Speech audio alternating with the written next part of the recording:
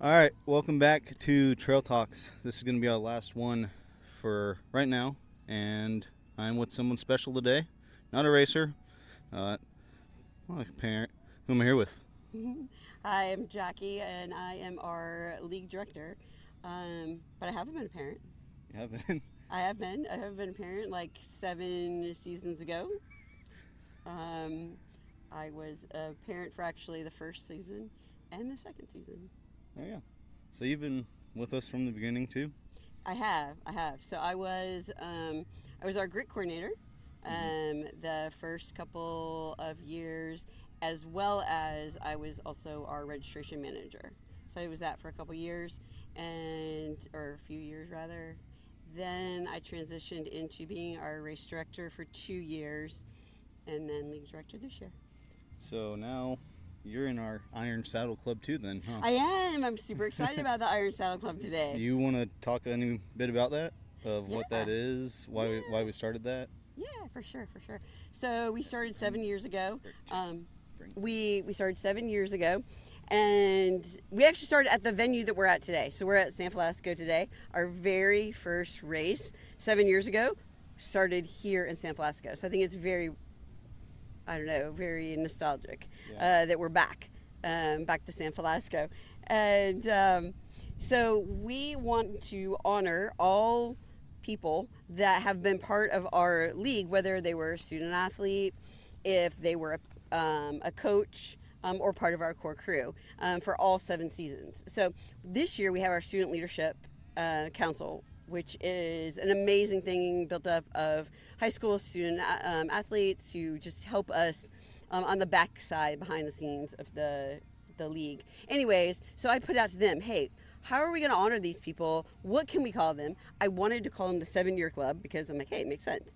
But if you fast forward into this year was our first year that we had brand new student athletes for both 5th grade and 6th grade. And so technically they could be 8. They would be like in their 8th year when they're seniors.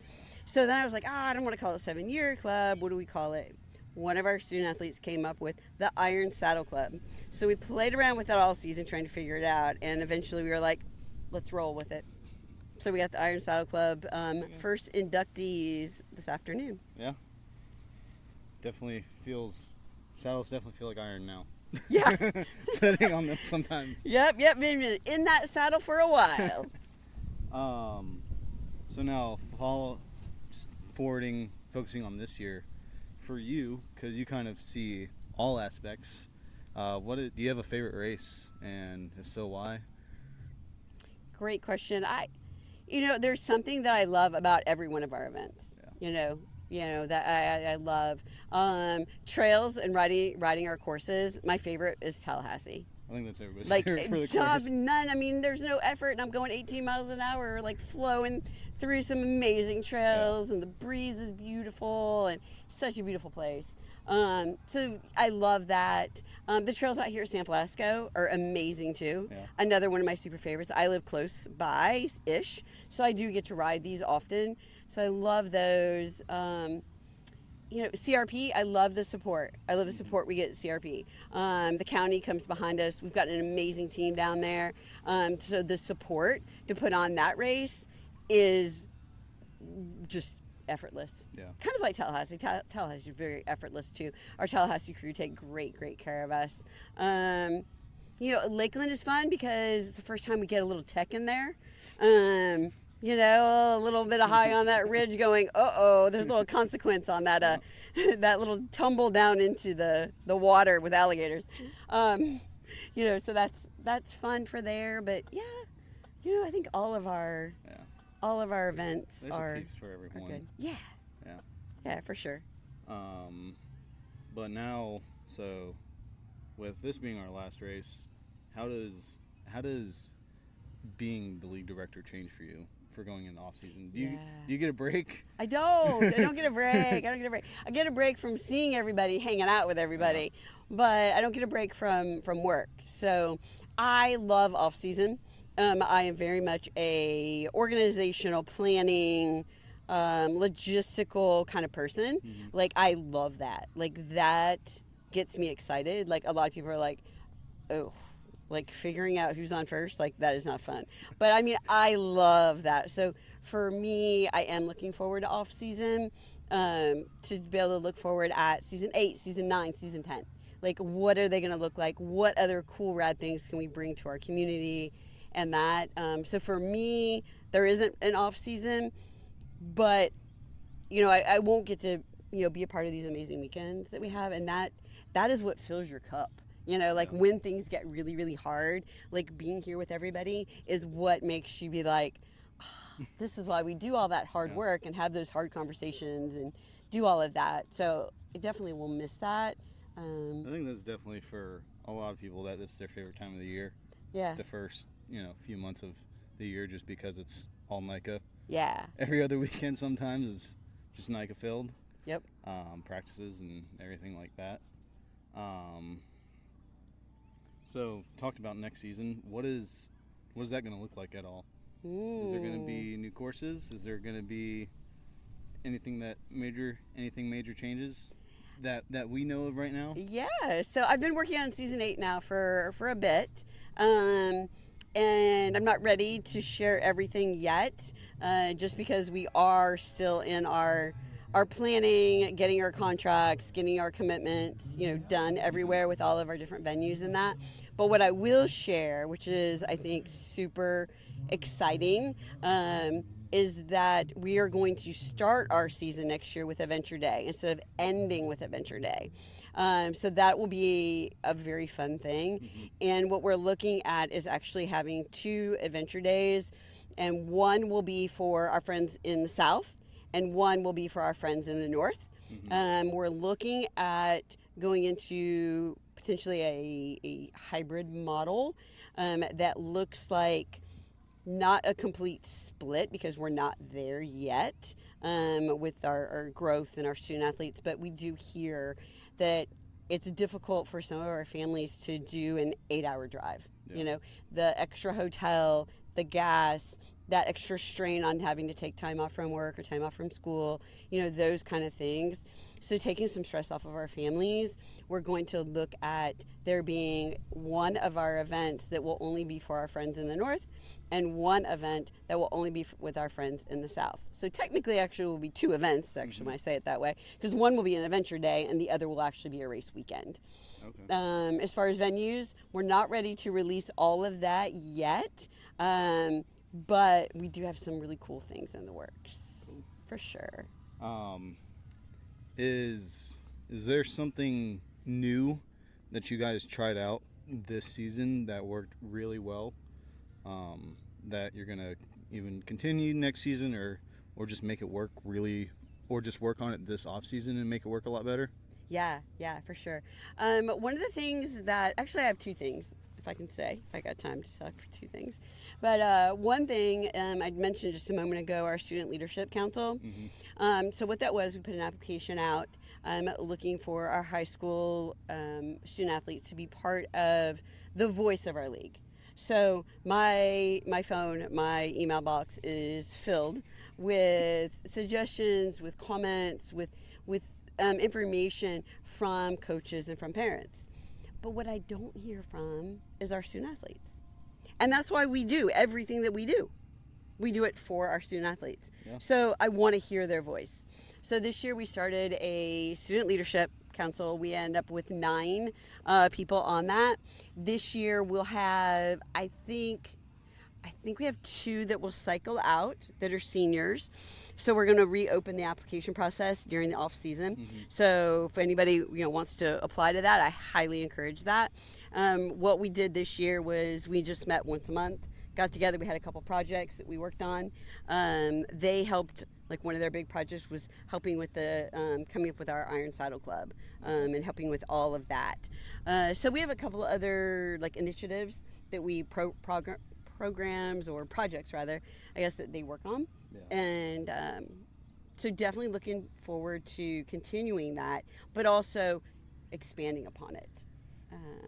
So that was one thing that we added this year that was really good.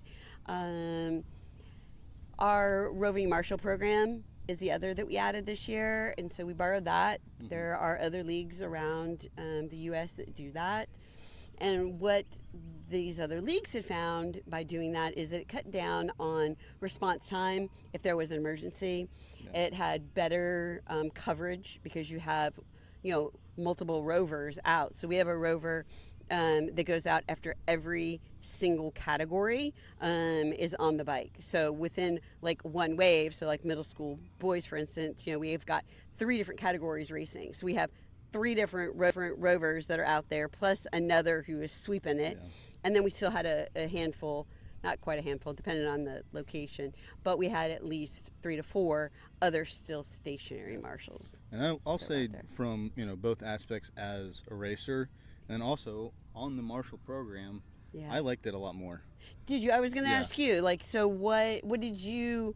Thinking, Yeah. like, as somebody that's older and an older racer, you see the same people that, have the jersey or whatever, and you know that that's the person you need to look out for if something does happen out on the trail. And then you, like I said, you also see the same people, and so you know who that is. If you really want to get into it, you can build a relationship with them. For instance, like Ashton, I was with him some of the times, and we know each other now just from that. Mm-hmm. And then on the marshal side, it makes things so much easier knowing who's got to be where, what's got to happen, and stuff like that. And then also like Corey, who led the marshal program, just did a wonderful job doing all the scheduling and stuff like that too, which made that part of that so much simpler because we knew where we needed to be, what time we needed to be, with who we were going to be, and stuff like that. And so I think for me, that's why I like that a lot more. Yeah. Did you have to assist any riders? Did you have any like emergencies No, or anything like that? no. Like that? There's a few kids, and especially like with the smaller middle schoolers, the few times that I rode, that you kind of have to. There was like one race where I was riding with somebody and he had to stop every like few minutes to catch his breath. He had an inhaler, so to use that. Yeah. And I told him to. Because I didn't want something to happen. So.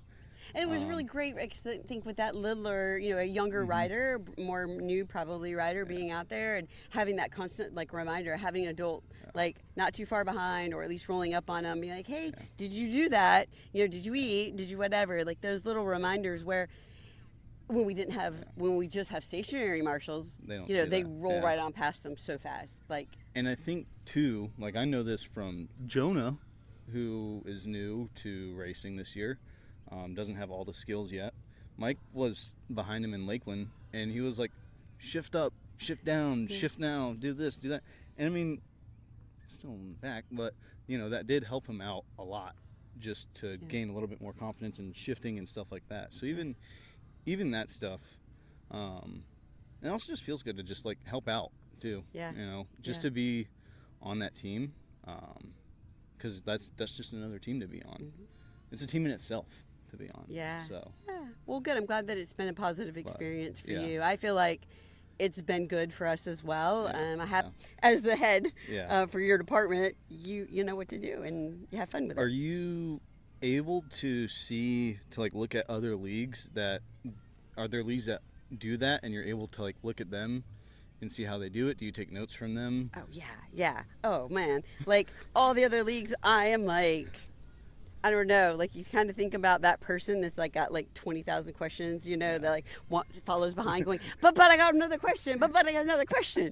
Like that is annoying me because I hear about somebody's like thing that they're doing in their league, and I'm like, wait, I want to know more. Yeah. Tell me more. Like, how does that work?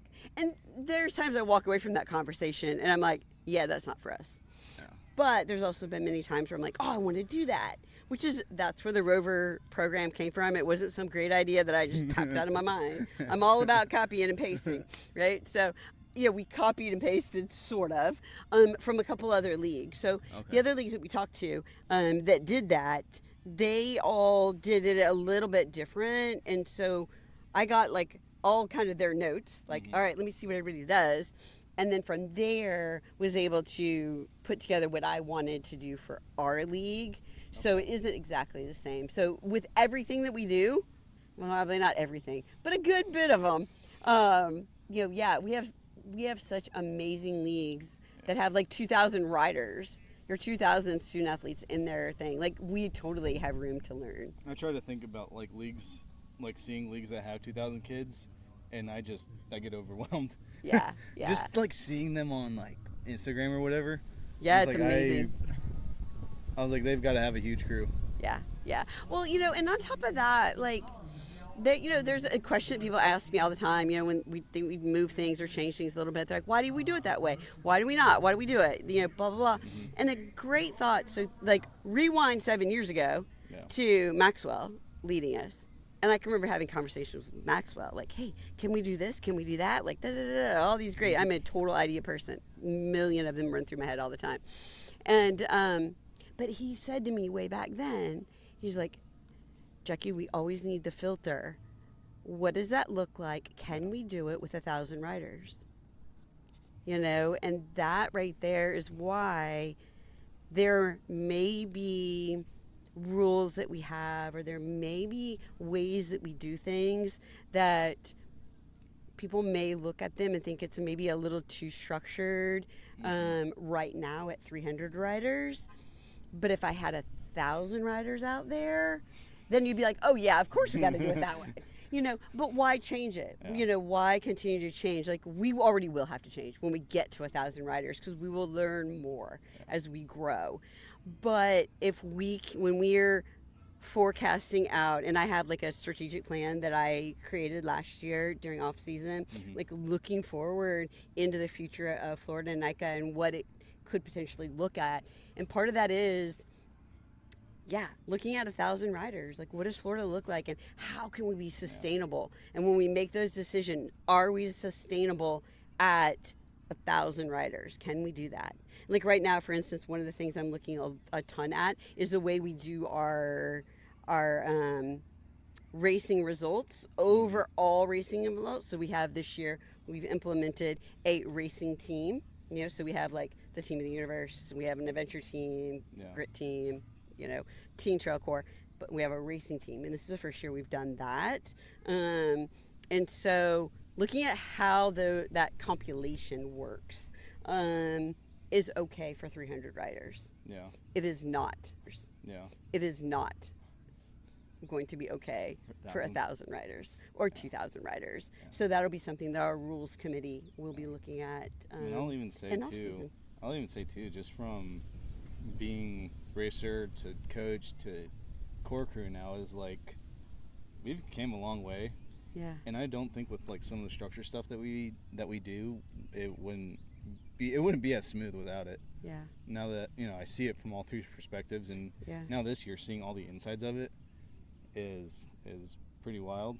But yeah, that is, I think, all that I have. Checking my notes here.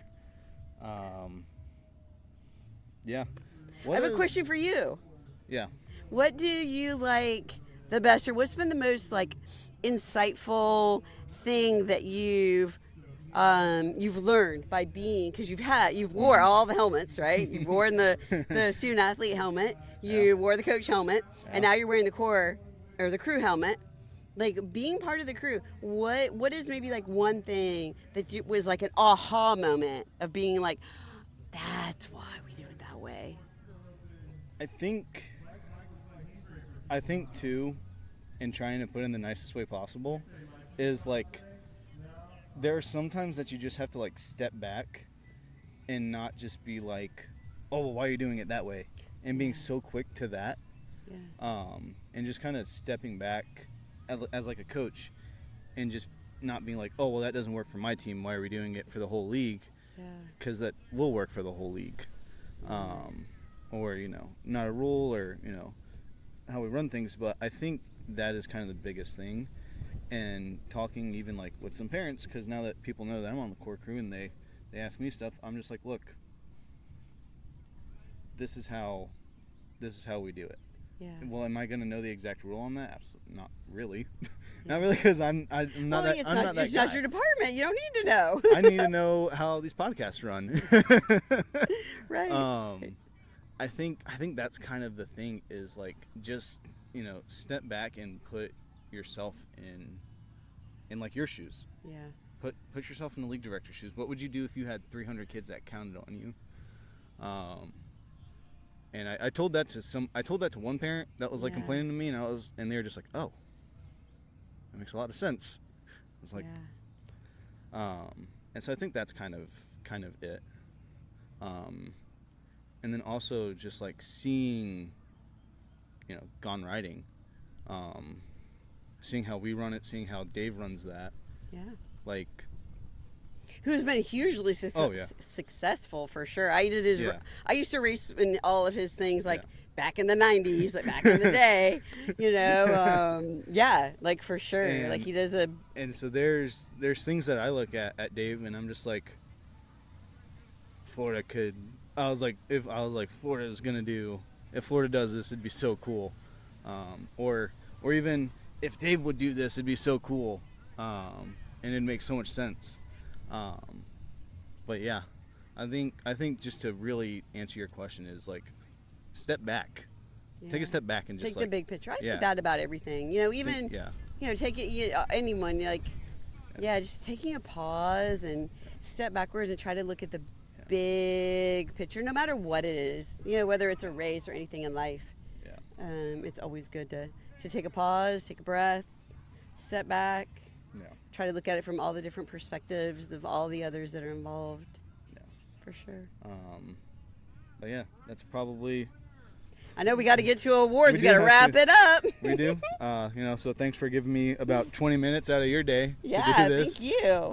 And coming on here, and I'll probably get this posted in the next 4 months or so. Like I have with the other ones. I know. No, it'll be coming to you soon. They're all sitting in my drafts right now, trust me.